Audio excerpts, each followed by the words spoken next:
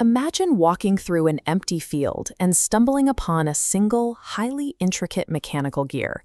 You can measure its teeth, weigh it, and examine its metal.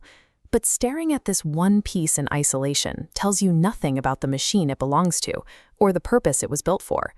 This is the primary hurdle in traditional Bible study. Most people drop into a random chapter, isolate a single verse, and attempt to dissect it under a microscope. When you focus strictly on that micro level, you lose the surrounding evidence. This leads to overemphasizing minor points and missing the author's primary intent. Biblical scholar Irving L. Jensen argued that effective study requires two distinct phases, survey and analysis, and the order is non-negotiable. To understand the individual parts, you have to leave the ground first. Rushing into analysis without a survey is a fast track to misinterpretation. In the early days of aviation, Charles Lindbergh was flying an open cockpit plane when a navigation instrument fell overboard. It dropped straight into a dense, impenetrable patch of brush. He landed and tried to search on foot, but the ground-level view offered no landmarks, so he took his plane back into the sky. From a high altitude, the landscape became a coherent map, and he spotted the lost instrument immediately. This aerial logic is the core of the survey method. Image the whole, then execute the parts. You gain true comprehension by backing away.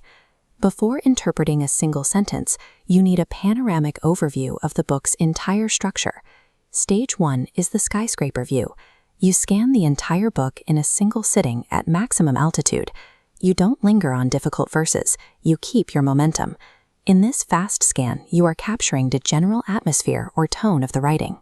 You're feeling whether the author is providing a joyful encouragement, a historical record, or a sharp warning. Keep a pencil in hand and note any repeating words or phrases. When the same concepts appear across multiple chapters, you've identified the core of the book's theme. This initial skyscraper view establishes the outermost borders of your study. You aren't dissecting the terrain yet, you're just defining the map. In stage 2, you lower your altitude to break the book down into segments. A segment is a unit of thought, a group of paragraphs centered on a single subject. These natural thought units often ignore standard chapter divisions. Assign a short, descriptive title to every segment.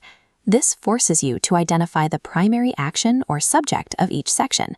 The goal remains high level. You are labeling the distinct regions of the text so you can navigate the book's logic later. Stage 3 is where those labeled segments begin to connect. You are looking for the relationships between the regions you've mapped. You identify structural landmarks, groupings of similar content, narrative pivots where the tone shifts, and the climax. This reveals the architecture of the argument.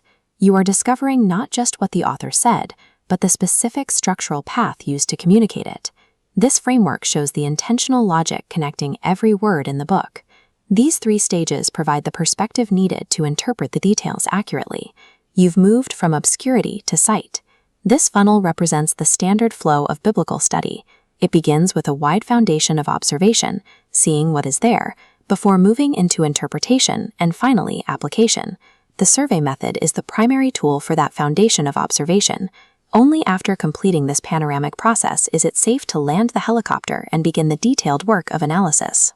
With this newfound perspective, the single verse you are studying finally locks into the mechanism of the entire book. Before you zoom in with a magnifying glass, grab your tools, step back, and take to the sky.